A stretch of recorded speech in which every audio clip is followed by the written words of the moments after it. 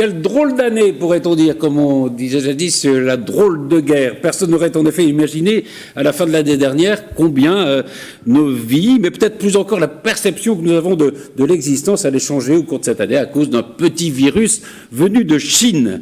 Alors ensemble, nous allons revisiter cette année. Ce retour sur les 12 derniers mois va nous faire comprendre, vous allez le voir, comment des événements auxquels nous n'attachions aucune importance ont changé peut-être nos vies et combien d'autres événements qui nous paraissaient tout à fait importants sont finalement passés inaperçus. Alors, pour revenir sur cette année noire, celle que le Time dit la pire année de l'histoire, mais qui recèle peut-être quelques espoirs, j'accueille Florence Mercadé-Choquet. Bonjour Patrice. Vous êtes avocate au barreau de Versailles. Laurent Mazori, bonjour. Bonjour Patrice. Vous êtes adjoint au maire d'Elancourt, vous êtes vice-président de 50 ans en Yvelines et président de cette chaîne.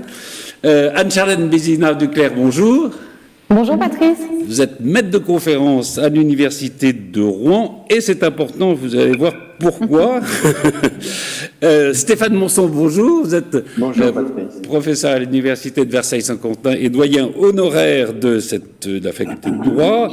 Jean-Baptiste Duclerc, bonjour. Vous êtes maître de conférence à l'université de Versailles-Saint-Quentin. Vincent Couronne, vous êtes enseignant, vous êtes spécialiste du droit européen, vous avez fondé le mouvement des surligneurs qui nous montre comment des fake news peuvent arriver dans le monde de la politique. Et Jean-Charles Lajoigny, vous êtes éditeur et vous êtes aussi normand, éditeur normand presque, pourrait-on dire. Et c'est important. Voilà. Et c'est important parce que je salue, outre les téléspectateurs de TV78, 4 chaînes qui relayent cette émission. Canal 32, qui est la chaîne de Troyes dans l'Aube, Lyon Capitale, qui est donc la chaîne de Lyon, WEO, la chaîne des Hauts-de-France, et la chaîne normande. Bonjour donc et bienvenue à tous les Troyens, aux Lyonnais, aux habitants de Hauts-de-France et aux Normands, qui ont la chance d'être désormais représentés par Amandine Petit, la nouvelle Miss France 2021. Et justement, la voilà, elle est magnifique.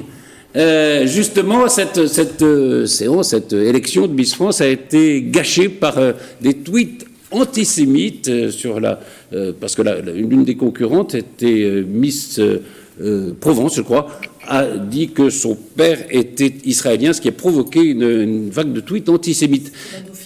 C'est la Dauphine, absolument.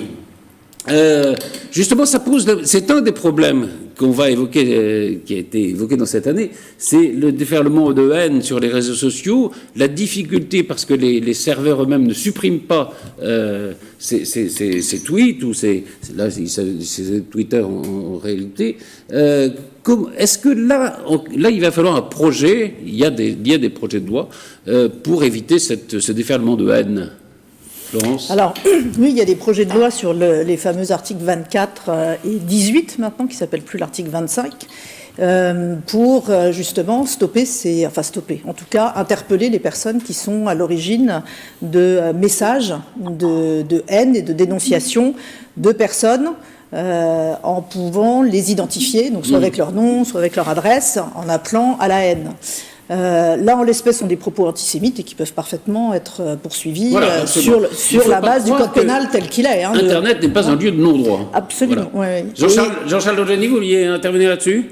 Oui, c'est bien évidemment tout à fait scandaleux. Ce qui m'étonne un peu, c'est qu'encore une fois, on va placer le débat sur les réseaux sociaux, l'importance des réseaux sociaux, l'incompétence des modérateurs, etc. Mais le plus grave, c'est que ces messages soient émis par des gens, par une population qui est absolument scandaleusement antisémite, raciste, voire tous les défauts. Et comme c'est un peu gênant peut-être de savoir d'où ça peut venir, etc., alors on dit oui, c'est les réseaux sociaux. Non, c'est pas les réseaux sociaux. Les réseaux sociaux ne sont qu'un moyen, un média. Il y a des gens derrière qui sont des crapules immondes. Voilà. Et de temps en temps, il faudra arriver à le dire et ne pas essayer de noyer le bébé avec l'eau du bain, de dire oui, il faudrait faire la police sur Facebook et sur Twitter. Non, il faudrait empêcher ces abrutis de s'exprimer. Il faudrait faire quelque chose. Il faudrait d'abord aussi qu'on les nomme un jour, qu'on arrive à dire d'où ça vient. Parce que il y a des choses quand ça arrive, on dit oui, mais ça c'est l'extrême droite, ça c'est machin, ces trucs. Et puis quand c'est de l'antisémitisme, des trucs, là on sait jamais d'où ça vient. Personne n'ose dire, on sait pas. On dit oui, ça doit être les réseaux sociaux. Non, c'est plus grave que ça. Et de ne pas mettre un nom sur les choses, c'est déjà gagné. Mais il y a une enquête qui est ouverte. Oui, absolument. Oui. Ben, l'anonymat n'est pas forcément préservé. Laurent Mazory, sur ce sujet. Oui, je partage avec M. Lajoigny le fait de devoir nommer les choses. Et d'ailleurs, on ne les nomme pas. Regardez, nous ne sommes pas en train de les nommer. Nommons-les.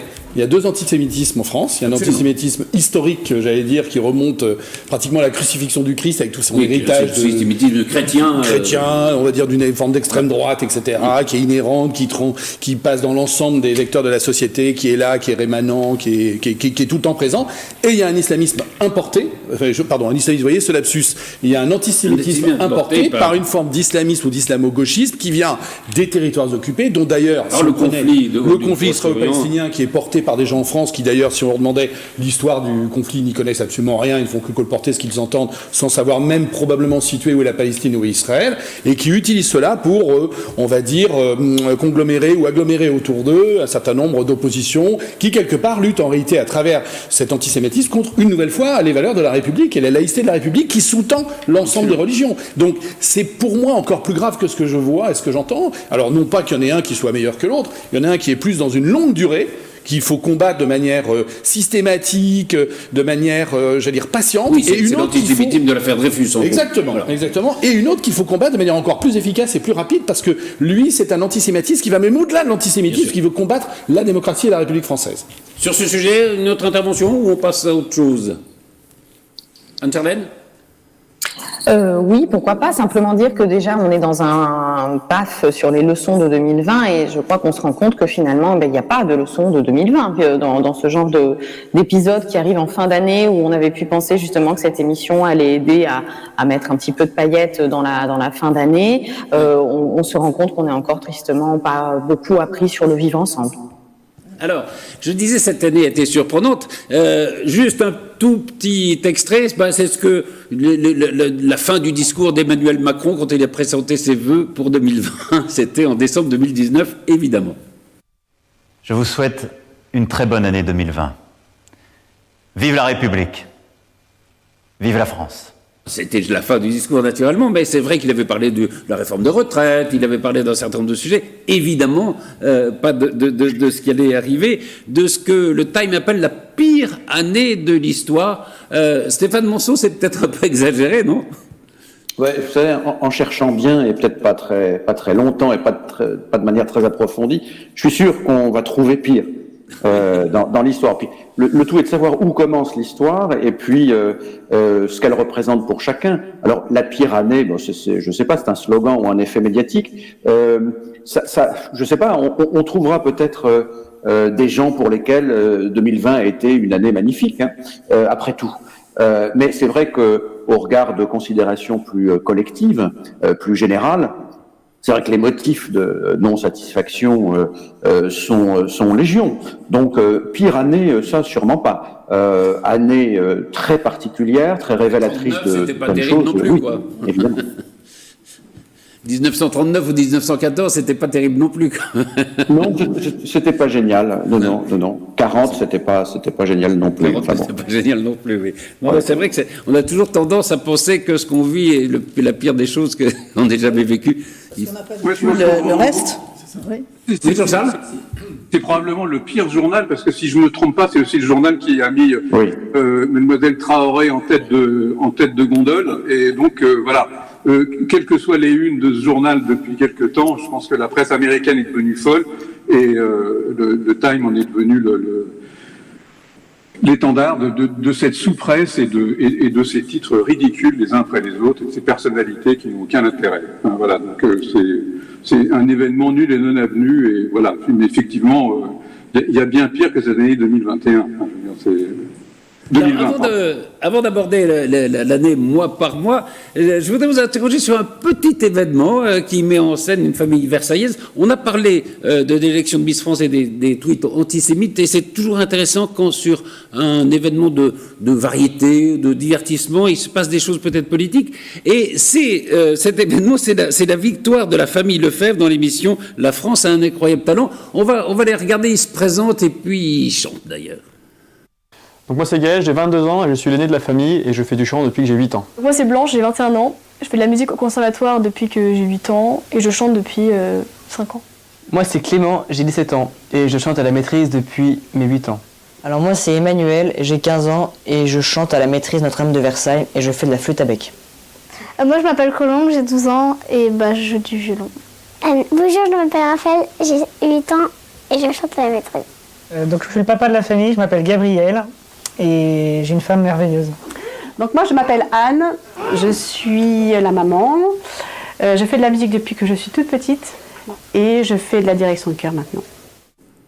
Voilà, donc c'est une famille versaillaise, nombreuse, catholique, c'est-à-dire le genre de famille dont la télévision adore se moquer, généralement, et quand on fait voter les téléspectateurs, eh bien, c'est elle qui gagne.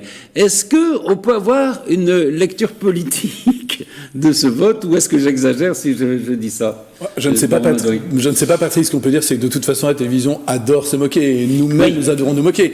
Il faut vendre du papier, je pense au Times tout à l'heure, et je partage ce que disait Jean-Charles, mais c'est un peu la même logique. Il faut vendre du papier, il faut faire de l'audience. Donc, effectivement, on est là dans un espèce d'archétype. Ça n'enlève rien, d'ailleurs, à la qualité de la prestation, oui, qui était de très très bonne facture. Mais on utilise ils sont étonnants, mais on utilise des archétypes, et moi, j'ai trouvé éminemment sympathique. Mais on pourrait prendre la même chose. On va nous sortir les films des Tuches, on va aller nous chercher l'archétype des gens du Sud, et puis voilà. Donc, non, pour moi, j'y vois pas de connotation politique. Le vote, par contre, effectivement, des téléspectateurs, j'espère bien entendu que derrière tout cela, le vote est bien entendu respecté, suivi, et qu'il est contrôlé. Il n'est pas forcément surprenant. Il y a une forme de réaction. Puis les téléspectateurs adorent jouer aussi avec les clichés. Donc, non, j'y vois pas grand-chose de politique, mais j'y vois beaucoup de choses de médiatique. Vous voyez pas l'arrivée du général de Villiers au pouvoir, etc. non, mais pas particulièrement. D'ailleurs, je dis pas qu'ils sont les porte-parole de ça. Ils pourraient être les symboles d'une certaine France. Est-ce que quelqu'un veut intervenir sur ce sujet ?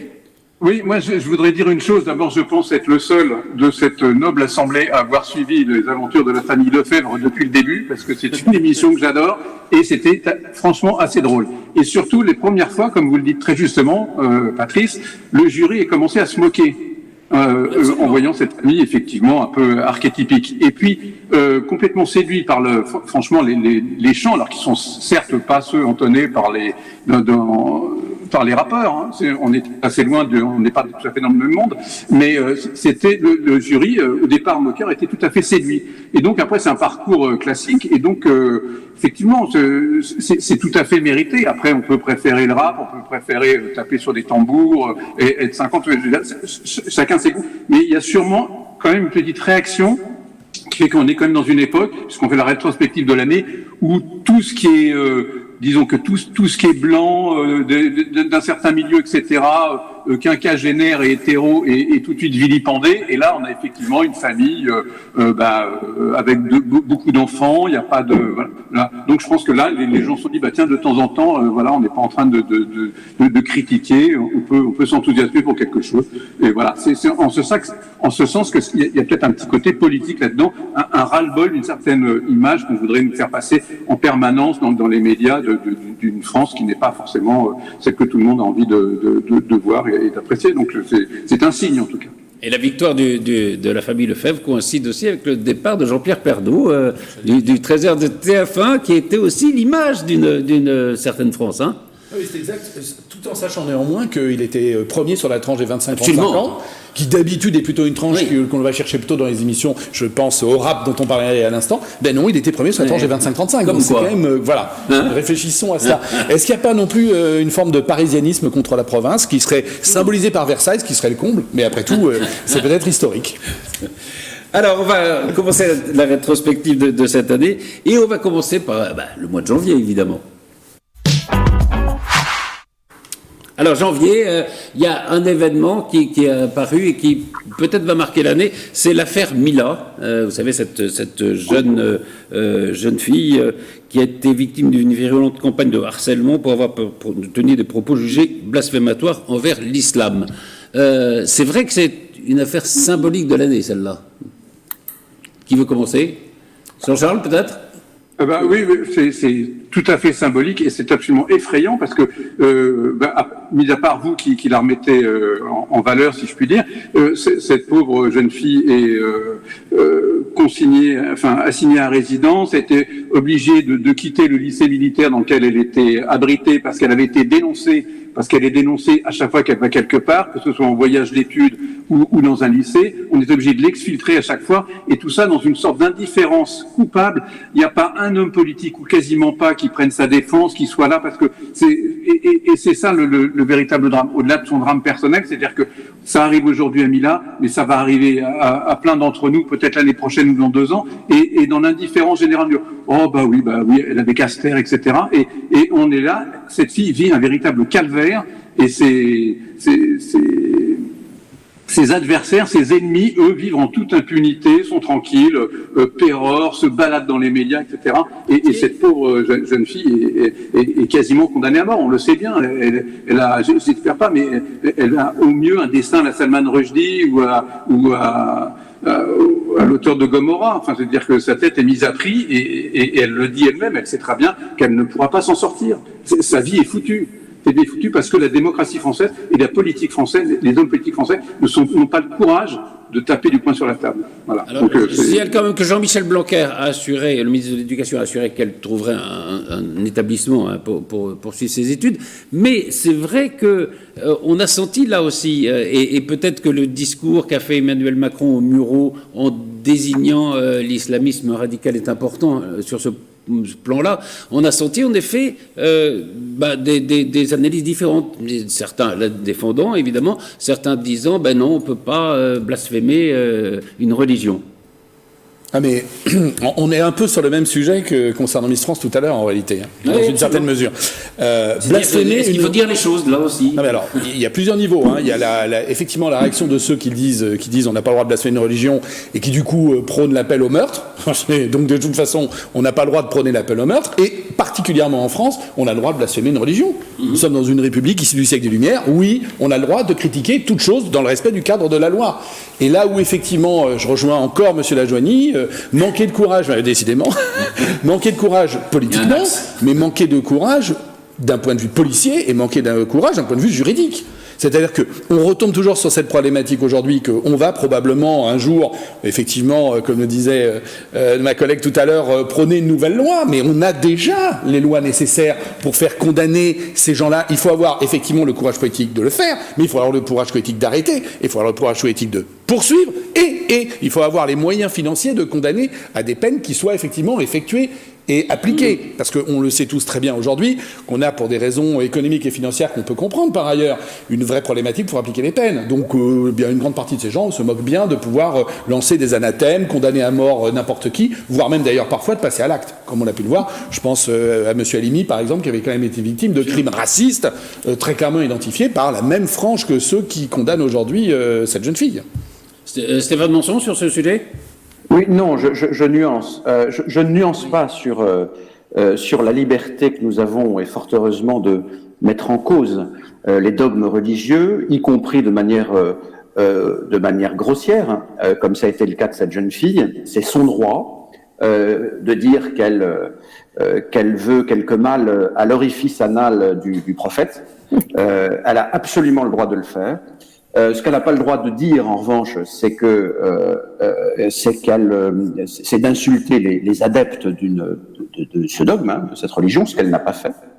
Mais je nuance tout de même sur la réponse, à la fois la réponse politique et la réponse juridique.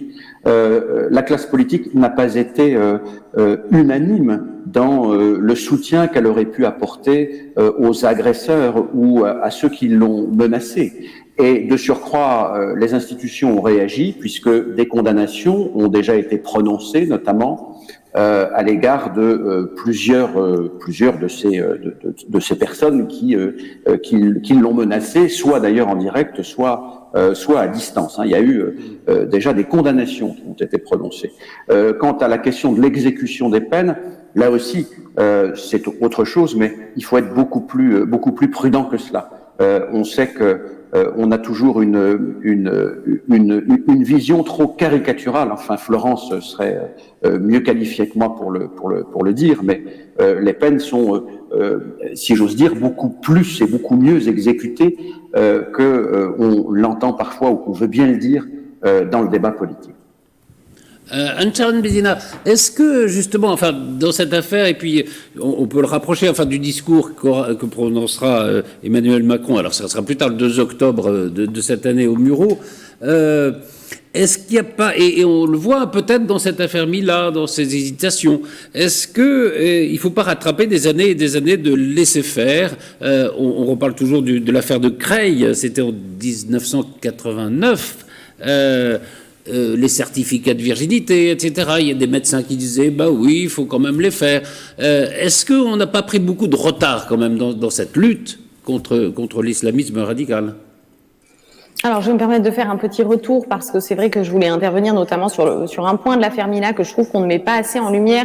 C'est que c'est une affaire qui, certes, fait exploser le discours entre ces jeunes-là parce que ça s'est passé sur les réseaux, mais ça dit beaucoup aussi du harcèlement qui est possible sur ce type de médias. C'est-à-dire qu'auparavant, se faire tirer les cheveux à la récré, c'était le pire qu'on pouvait imaginer de l'isolement social. Alors que maintenant, avec ce type de vecteur-là, on peut ruiner la vie de certains adolescents. Et je trouve que si on manque de pénalisation, c'est peut-être quand même sur cette question du harcèlement sur les réseaux. Parce que c'est vrai qu'on parle de plus en plus du harcèlement au lycée, mais il faut quand même en parler aussi à l'aune de ce que permettent ces médias avec le type de retentissement qui est le leur.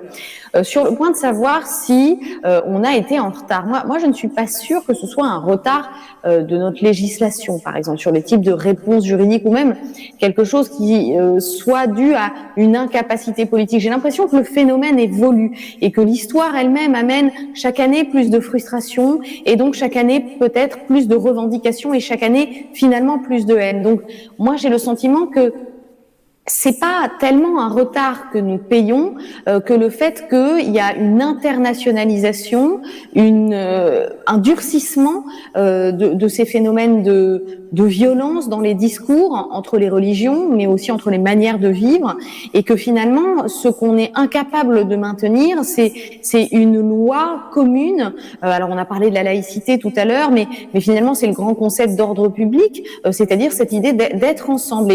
Et ce qui fait un petit peu mal dans ces périodes que l'année 2020 manifeste bien, la pandémie, les risques de violence, les débordements, c'est de se dire que finalement, la France, et avec elle beaucoup d'autres pays du monde, ont du mal à trouver un dogme suffisamment commun pour arriver à fédérer et pour arriver à sentir qu'on vit ensemble en dehors des périodes de Coupe du Monde. C'est vrai qu'il n'y a pas vraiment d'élan national et il y a peut-être de moins en moins de sentiments de communauté. Et je pense que c'est vraiment là qu'il faut essayer, pas tellement même de rattraper un retard, mais de marteler une conviction et d'essayer d'aller plus loin dans cette question.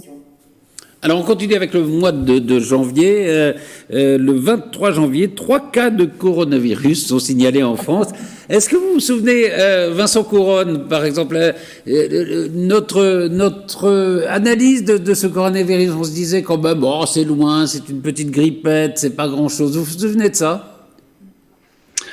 Ah oui, moi je me souviens très bien de cette période-là, mais effectivement, il ne faut pas qu'on ait la mémoire courte. À l'époque, il y avait quelques personnes qui alertaient, et puis de nombreuses personnes qui disaient que ça n'était qu'une petite grippette. Et il a fallu du temps, plusieurs jours, plusieurs semaines, pour que l'idée d'un virus vraiment dangereux fasse son chemin. Donc, c'est toujours facile a posteriori de juger en fait les actes ou les positions qu'on a pu prendre à une époque, mais il faut quand même se souvenir que déjà l'état des connaissances scientifiques était extrêmement lacunaire à l'époque. Il est encore grandement aujourd'hui, mais en tout cas on sait quand même beaucoup plus. Je reprends l'exemple du vaccin. Il y a une information qui circule en ce moment comme quoi le vaccin était prêt en fait depuis le mois de janvier. Oui, oui, il y avait des prototypes de vaccins qui étaient prêts depuis le mois de janvier, mais simplement au mois de janvier, personne n'aurait accepté qu'on teste un vaccin, enfin qu'on applique un vaccin à toute la population mondiale sans l'avoir testé pendant des mois, sans en avoir recherché tous les potentiels effets secondaires, etc. Et donc, il y a toujours cette tendance, avec le recul du temps, à oublier parfois quel était l'état de l'opinion publique, parce que c'est aussi important, et l'état des connaissances à un instant T. Et c'est vrai que quand on a eu les premiers cas de coronavirus sur le territoire, il y a eu un petit effet de panique, mais qui n'était pas encore généralisé. Alors, on va passer au mois de février, avec pas mal d'actualités, notamment une actualité parisienne qui va avoir des conséquences sur cette année. Alors, février, d'abord le 13 février, la démission, vous savez, de l'Académie des Césars, suite de l'affaire du mouvement MeToo, etc. Et pourtant, au César, eh bien, Roman Polanski sera consacré meilleur réalisateur, ce qui va provoquer évidemment une polémique très forte, le départ d'un certain nombre d'actrices. Et puis, on a appris au mois de septembre que l'Académie des Césars avait remis dans leur académie et Roman Polanski, qui n'avait pas donc participé à la dernière cérémonie, et Thomas Langman, qui avait été condamné pour harcèlement. Ils sont à nouveau membres de cette académie. Et comme a dit Béatrice Dalle, c'est du foutage de gueule. C'est vrai que c'est beaucoup de dégitation pour pas grand-chose, au fond. Hein, on peut lui dire ça. Bon, on va passer. Non, on peut pas s'arrêter, évidemment, sur tous les événements. À moins que vous vouliez dire un mot là-dessus, ou on passe plutôt à cette affaire qui est quand même, à mon avis, intéressante. C'est le 15 février. Benjamin Griveaux renonce à se présenter à la mairie de Paris à la suite de la publication d'une vidéo à caractère sexuel. Anne-Charlène Bézina-Duclerc, je crois que c'est un événement qui vous intéresse. Alors c'est un événement qui m'a profondément intéressée en tant que constitutionnaliste sur ce que ça a dit quand même du débat politique et de la manière dont finalement dans une campagne on s'arrête. Alors il y avait déjà eu l'affaire François Fillon qui avait fait que pendant la campagne on n'a plus une seule fois discuté du projet politique d'un des candidats et qu'on n'a même plus une seule fois discuté des projets politiques des candidats mais qu'on a été focalisé sur une affaire judiciaire.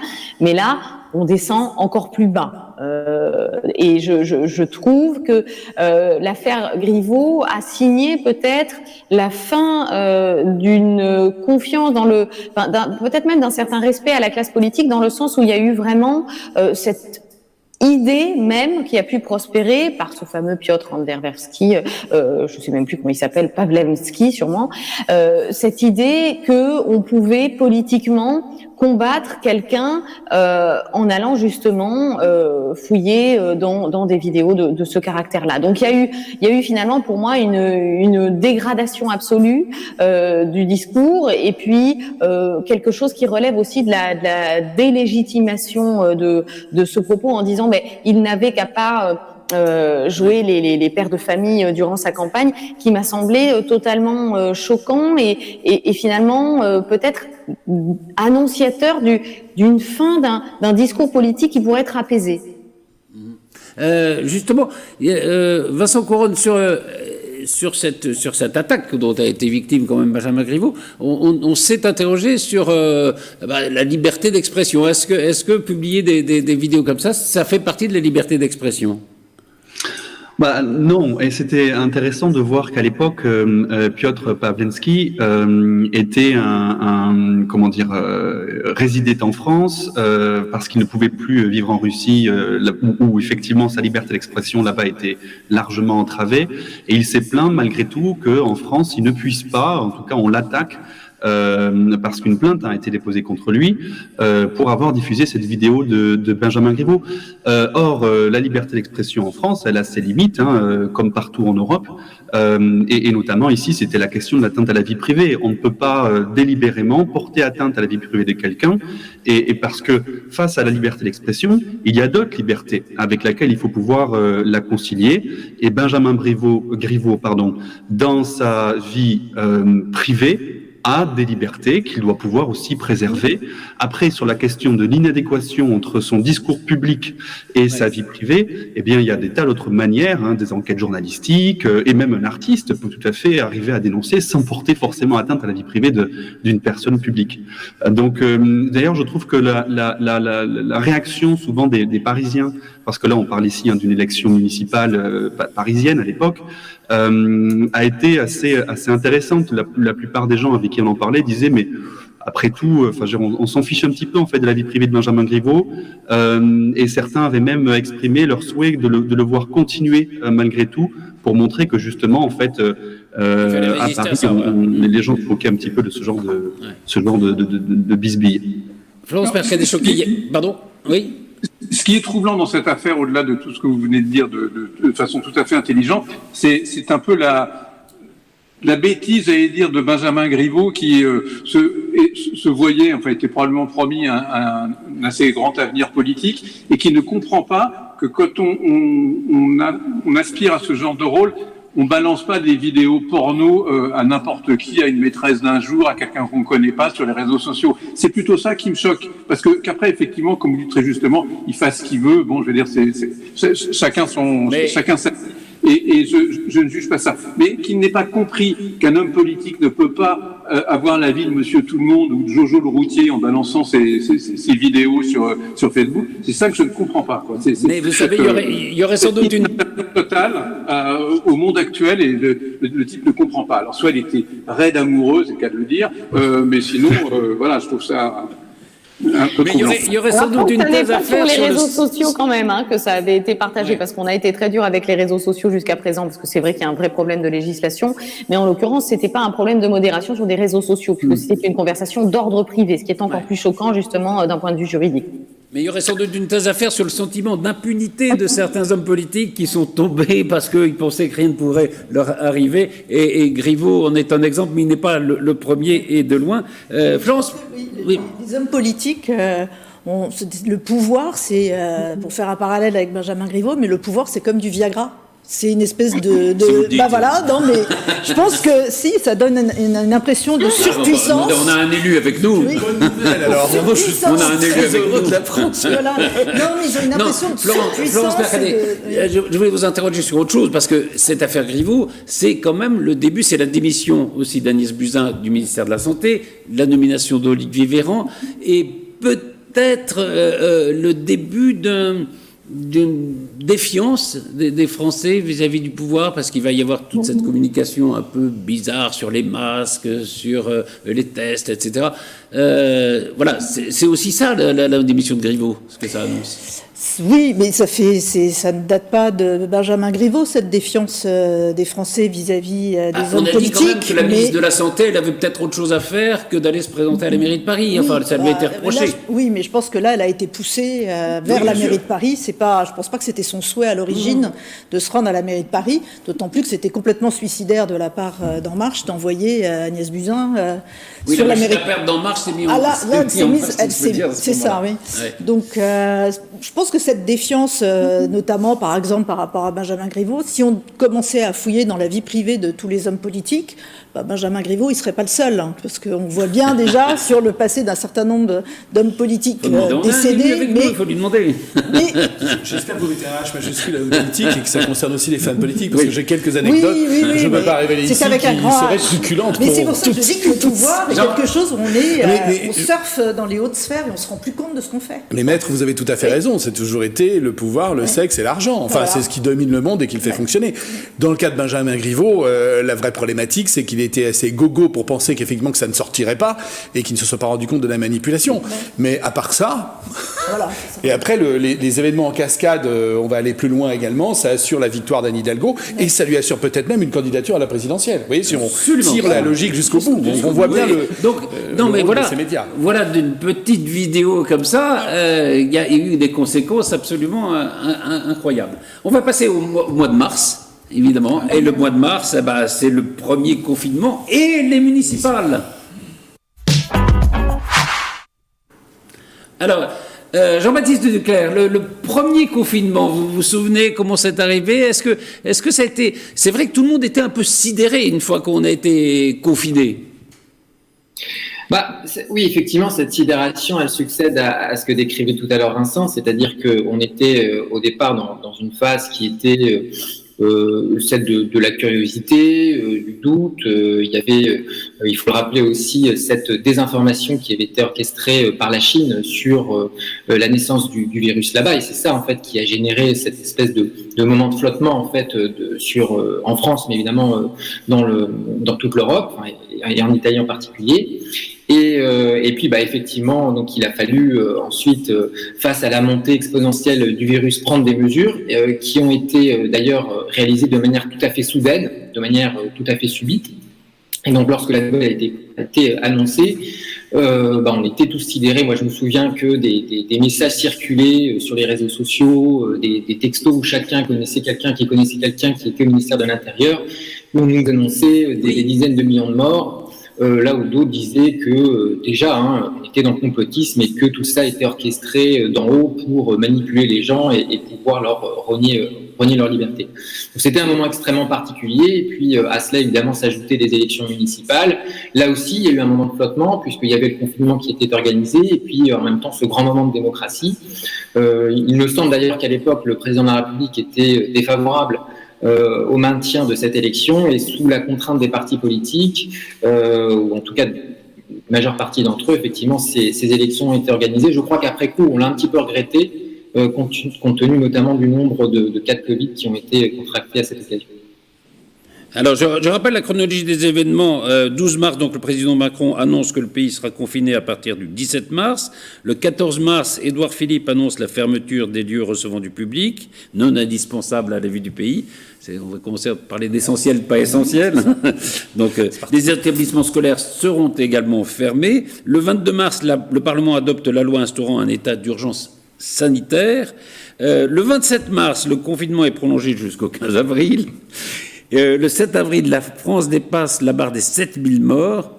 Et puis, vous vous souvenez qu'à 20h, les Français ont pris l'habitude d'aller sur les balcons pour applaudir les soignants.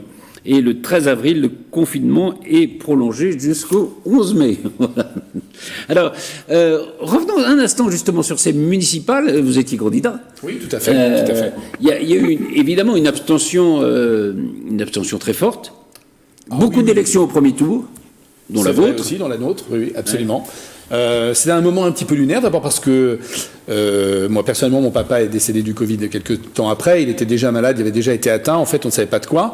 Et donc, on est allé un peu la peur au ventre. Et ça, je voudrais qu'on s'en souvienne. Ne pas oublier, effectivement, qu'une partie des élus ne souhaitait pas que ces élections aient lieu. On était prêt à les reporter, puisqu'en fait, on avait, en ce qui nous concerne, et beaucoup de listes l'ont fait, arrêter la campagne.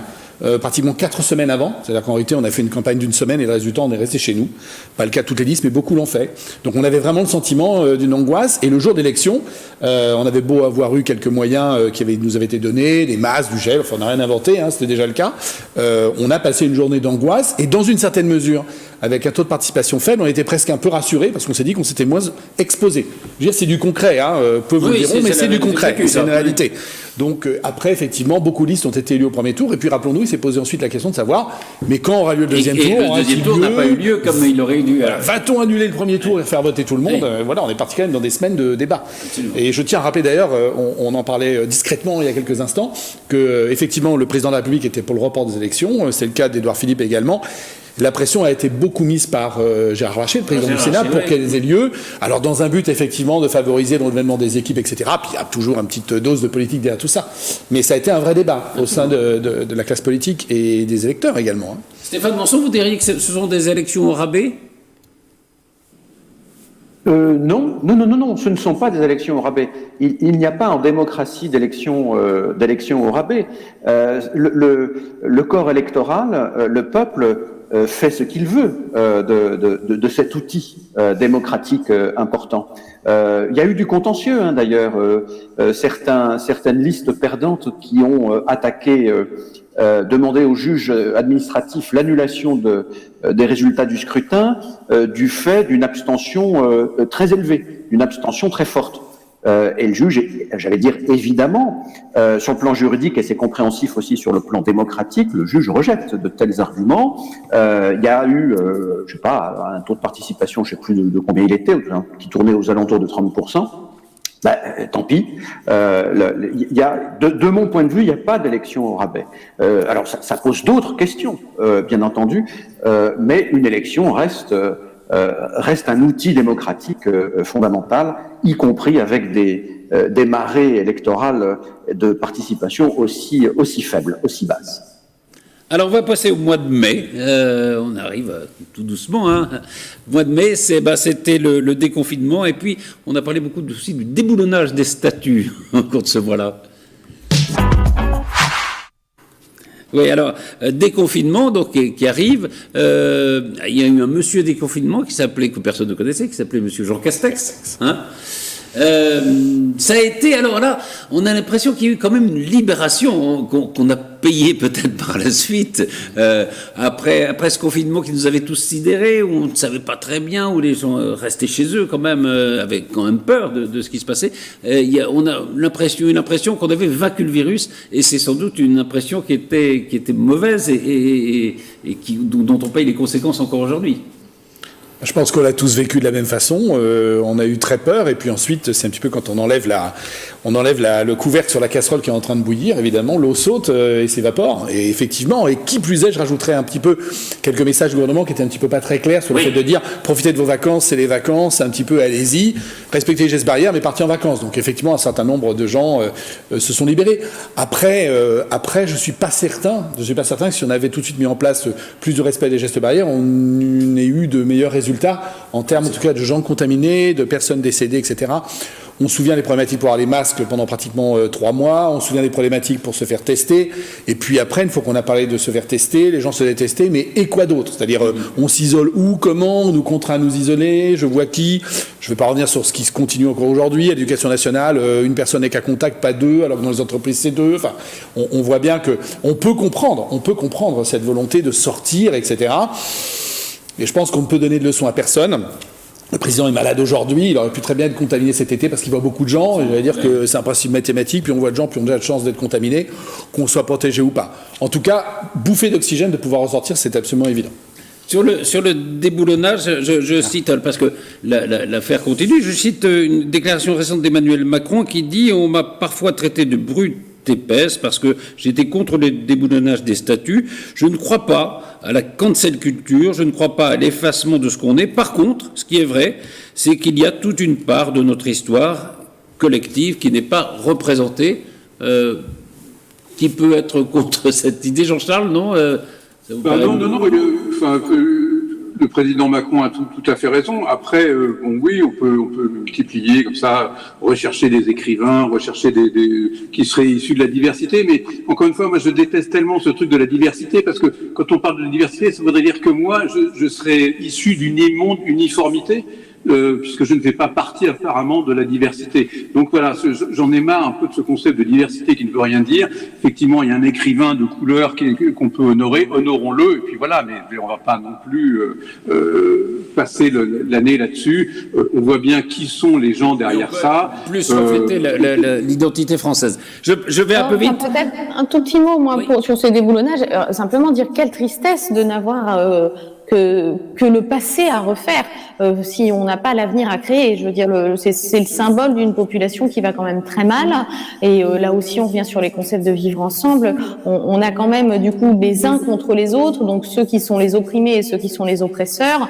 Et ça signifie qu'en plus, il faudrait que l'histoire elle-même en soit coupable. Donc du coup, je trouve que là aussi, on était un peu dans le même climat avec cette période-là, c'est-à-dire que on n'a plus d'avenir. On est en train de rejuger la conformité à notre présent de notre passé, qui est très dangereux. Alors, on va passer au mois de juin, de juillet et d'août d'un seul coup, mais parce que juillet, août, il se passe un peu moins de choses, mais enfin, on va parler du référendum de Jean Castex et de Gérald Darmanin. Référendum, puisque le 28 juin, c'était la commission citoyenne sur le climat qui remettait ses 149 propositions. On sait depuis que le président de la République va faire un référendum. C'est l'article 89 qui s'applique, donc il faut que les deux assemblées votent le texte de manière identique. Est-ce que c'est un piège pour la droite? Je demandais peut-être à Jean-Baptiste Duclerc. Pour le Sénat. Oui, effectivement. Alors il y a deux procédures qui s'offrent au président de la République. Il y a la voie normale, celle qui est conforme à la Constitution et qui est l'article 89, donc un référendum qui passe par le Parlement avec un vote directement des Français ou l'adoption par voie du Congrès, c'est-à-dire la réunion des deux parlements. ou c'est l'autre possibilité qui était offerte par la voie de l'article 11 de la Constitution, qui avait d'ailleurs été un temps envisagé, mais bien plus avant par le président de la République, et qui n'a pas été sa préférence. Alors évidemment, pour que le référendum soit porté jusque devant les Français, il faut qu'il y ait un vote identique de l'Assemblée nationale et du Sénat. La difficulté étant évidemment que le Sénat est à droite et que donc, ce qui met la droite en position délicate, puisque si jamais elle décidait de ne pas suivre le président, on pourrait lui reprocher de ne pas avoir pour préoccupation l'environnement. Donc il y a évidemment très certainement de la tactique politique dans ce dessin, et il sera intéressant de voir justement comment la droite va réagir. Je pense à mon avis qu'elle va mettre en avant le côté tacticien de la chose, ne serait-ce parce que l'environnement est déjà présent dans notre Constitution, avec une charte de l'environnement, et notamment l'article 1 de la Constitution. Il n'y a pas longtemps une décision du Conseil constitutionnel. Et puis on peut gagner du temps aussi, peut-être. On peut peut-être gagner du temps. Alors, juillet, démission d'Édouard Philippe et nomination de Jean Castex. Avec le recul, on se demande pourquoi avoir remplacé quelqu'un qui était où dans les sondages par un haut fonctionnaire qui a raté le déconfinement. Non, on pourrait poser la question comme ça. C'est moche, Patrice, de dire ça. C'est moche. Non. Mais c'est un des reproches qu'on a fait, voilà. Oui. Non, mais je pense qu'il y avait de toute façon besoin d'un deuxième souffle. Ça me semble une évidence. Je pense, bon, je ne veux pas révéler le grand secret qu'Édouard Philippe n'était pas non plus un candidat à rester beaucoup plus longtemps. Je pense qu'il avait d'autres visées au Havre, et c'est pas une plaisanterie. Il faut avoir cet ancrage local. Si on vise d'autres choses plus tard, je pense qu'il est arrivé à un moment donné où il souhaitait de toute façon laisser la place. Donc le président lui a donné raison. En même temps, il y avait une volonté d'avoir une gestion un peu plus administrative de ce qu'on pensait être à ce moment-là une sortie de crise, puisque tout allait mieux. Il n'y aurait pas de deuxième, il n'y aurait pas de troisième vague. On l'envisageait pas. Et donc, qui mieux que le responsable du déconfinement pour être Premier ministre? Après, encore une fois, on juge dans l'histoire. Mais... Peut-être Stéphane Monson, un mot, mais rapidement. Est-ce que c'est pas symbolique, au fond, de la Ve République avec le quinquennat, c'est-à-dire que le président est en première ligne et qu'il y a une sorte de grand directeur de cabinet qui devient le Premier ministre? On se souvient de l'appellation de collaborateur qui avait été conférée à François Fillon par Sarkozy. Alors, c'est vrai que dans l'esprit des institutions de la Ve, c'est pas le cas, mais dans leur pratique, en effet, ça le devient. Alors, tout dépend aussi à la fois de la personnalité du Premier ministre et puis tout dépend de son poids politique. Le poids politique de Jean Castex, il est proche de zéro. Celui d'Édouard Philippe, en revanche, il était au regard en tout cas de sa popularité. Il devenait important et probablement aussi trop important, puisqu'il avait plutôt tendance à commencer à faire de l'ombre au président de la République. Mais enfin, souvenez-vous de François Fillon. François Fillon a été Premier ministre pendant 5 ans, pendant toute la durée du quinquennat. Donc il y a en effet aussi le mécanisme du fusible. Mais je rejoins ce que disait Laurent Mazery, c'est-à-dire qu'il fallait politiquement un second souffle, et ce second souffle, il se manifeste d'abord par ce type de changement. C'est plus un soupir qu'un second souffle, visiblement. Non, on ne sait jamais, mais si Emmanuel Macron se trouvait dans la possibilité de se représenter, la candidature d'Édouard Philippe s'imposerait à ce moment-là. Sans faire de politique fiction. Vous auriez une information à nous donner? Je pense que le président de la République sera très attentif à ce que diront les sondages dans les mois qui s'approcheront des élections. On va passer au mois de septembre, de ce mois de septembre, et allons-y, septembre. Et on va parler de Christophe Castaner, qui est élu président du groupe LREM face à Aurore Berger, député de la 10e circonscription des Yvelines. Castaner a été obligé de partir du ministère de l'Intérieur parce qu'il a eu une phrase que ne supportent pas les policiers. Il a dit qu'il y a du racisme dans la police. Il y a deux choses que ne supportent pas les policiers, qu'on parle de violence policière, comme si elles n'existaient pas, et qu'on parle de racisme dans la police comme s'il n'existait pas, sans dire que tous les policiers sont violents ou racistes. Ça existe quand même. Mais pourquoi on ne peut pas le dire? Un petit mot là-dessus, si je peux me permettre. Je crois, là, il faut nuancer peut-être un petit peu le propos. C'est-à-dire qu'il n'y a pas des mots à ne pas dire, mais il y a quand même une tradition historique qui veut que le ministre de l'Intérieur, on l'appelle souvent le premier flic de France, ça prouve quand même que le ministre de l'Intérieur a un rôle un peu comme le ministre de la Justice et un peu comme le ministre de l'Éducation, il y a une forme de corporatisme.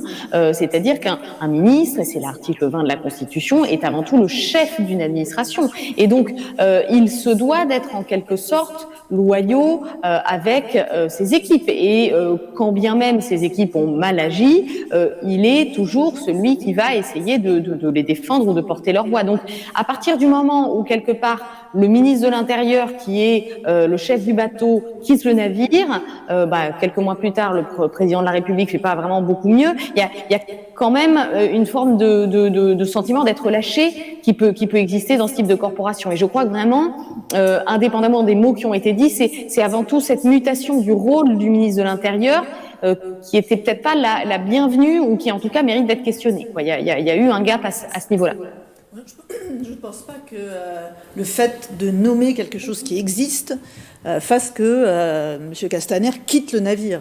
Je ne crois pas du tout. Au contraire, il veut essayer d'orienter peut-être le navire comme tout chef, même un chef d'entreprise. Si vous ne pouvez pas nommer quelqu'un qui fait du racisme dans votre équipe et de pouvoir en tirer les conséquences, je pense que là, chef d'équipe, il se doit d'essayer d'avoir une unité de son équipe. Oui, non, mais c'est compliqué. Ça a abîmé ses rapports avec la police, quand même. Oui, sauf que là, c'est globalisant. C'est-à-dire que ça n'est pas traité un cas avec la punition qui va avec, parce que justement, précisément, normalement, c'est le rôle de l'IGPN et c'est le rôle du ministre de l'Intérieur aussi de punir les cas. Donc, il y a eu finalement un laxisme du ministre de l'Intérieur au moment de la punition, et finalement, il lance une phrase comme ça qui devient globalisante et qui laisse entendre que c'est une réalité. Donc, je crois qu'il y a eu, là aussi, peut-être une erreur de communication, même si évidemment dénoncer les faits qui sont à dénoncer, ça fait partie de la loi et ça fait partie de son obligation.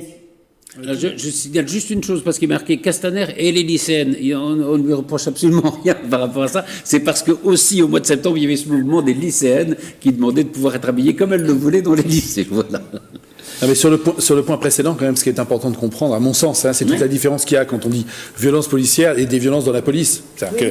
C'est une forme, et c'est la même mécanisme que le racisme, c'est-à-dire c'est quand on désigne un individu comme représentant l'ensemble de son groupe et que par conséquent on condamne tout le groupe. Et là où il est effectivement en tort, c'est qu'il a donné l'impression de condamner l'ensemble du groupe. Qu'il y ait des gens racistes dans la police, il y en a, comme il y a des racistes malheureusement partout dans toute la population française. On en a parlé tout à l'heure. Qu'il y ait des gens violents dans la police, il y en a, et effectivement, quand ils sont détectés, ils doivent être condamnés. C'est pas pour autant qu'on prend toute la police, qui, je le rappelle, est le bras armé de la République pour faire respecter les lois, et qu'on dise toute la police est violente. Et puis ensuite, il y a la violence, il y a une violence justifiée aussi dans certaines arrestations. Certainement pas celle qu'on a vue récemment, mais dans les violences du quotidien. Je veux dire, si vous venez demain à Elancourt, à la Clé de Saint-Pierre, et que vous voyez dans les conditions dans lesquelles on a des interpellations simples qui se passent, il n'y a face à la violence que de réponse que de la violence quand on veut maîtriser quelqu'un. La notion est dans l'équilibre. Et ce qu'on lui a reproché, c'est effectivement donner une vision hyper caricaturale et dans la réaction du temps de l'ensemble du corps. Alors, en même temps, il n'a pas dit la police est raciste. Non, mais non, mais il y a du racisme dans la police. Ouais.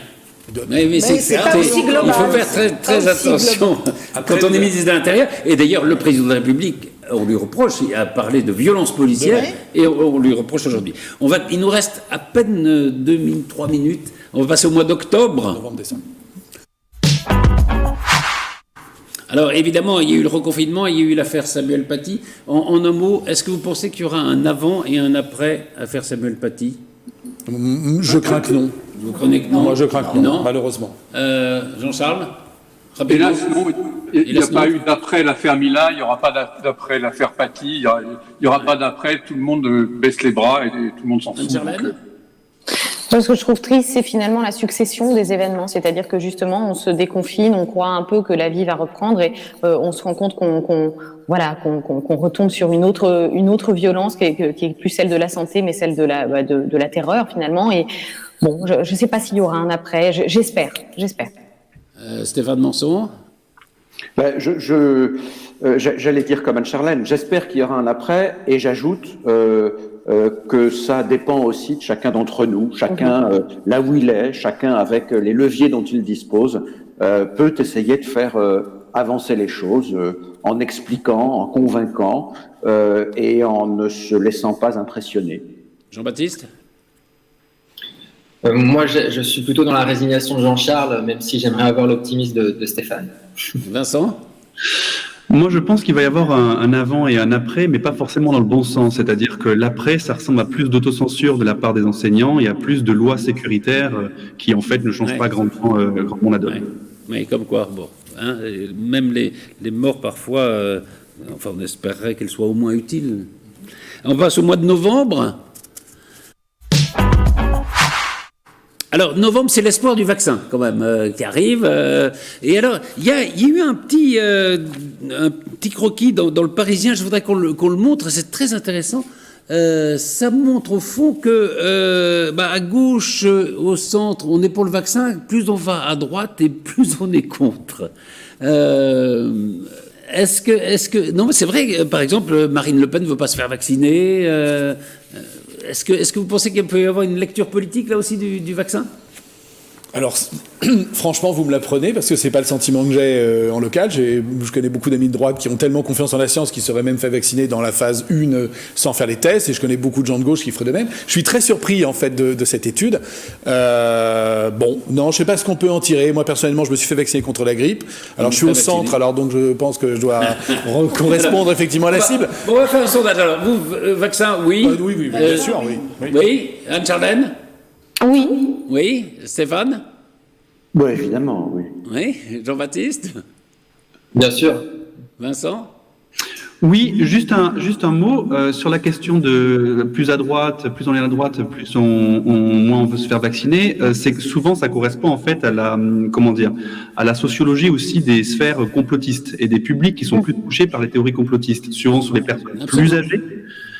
Et donc potentiellement, donc forcément plus souvent à droite, et des populations jeunes dans certaines zones urbaines, etc. Donc c'est assez cohérent en fait.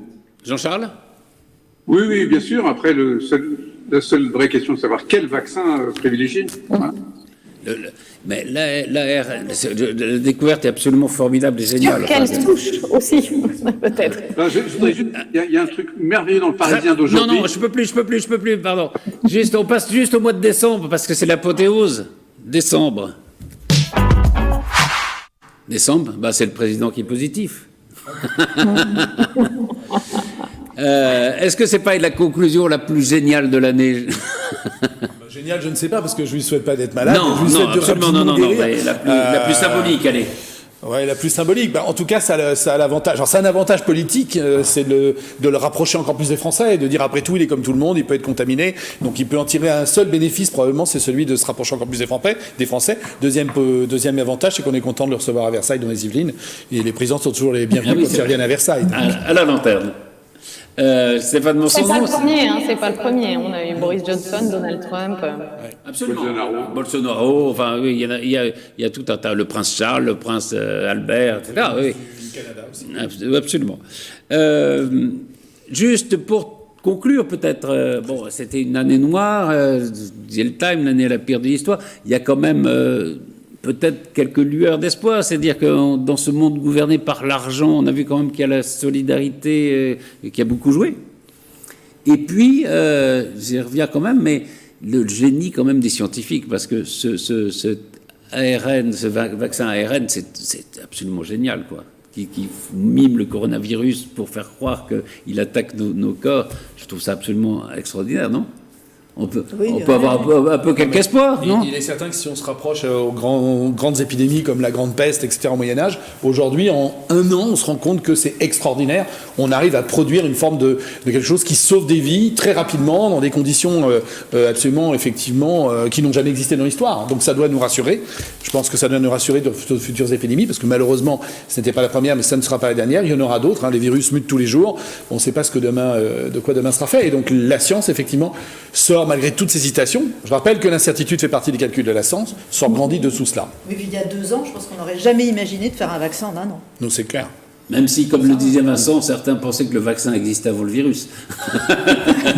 Merci à tous. On vous souhaite évidemment de très bonnes fêtes, une très bonne fin d'année, une très bonne année de 2021. Merci aux téléspectateurs de Troyes, de Lyon, des Hauts-de-France et de la Normandie. Et à très vite pour un nouveau numéro de PAF. Merci à tous.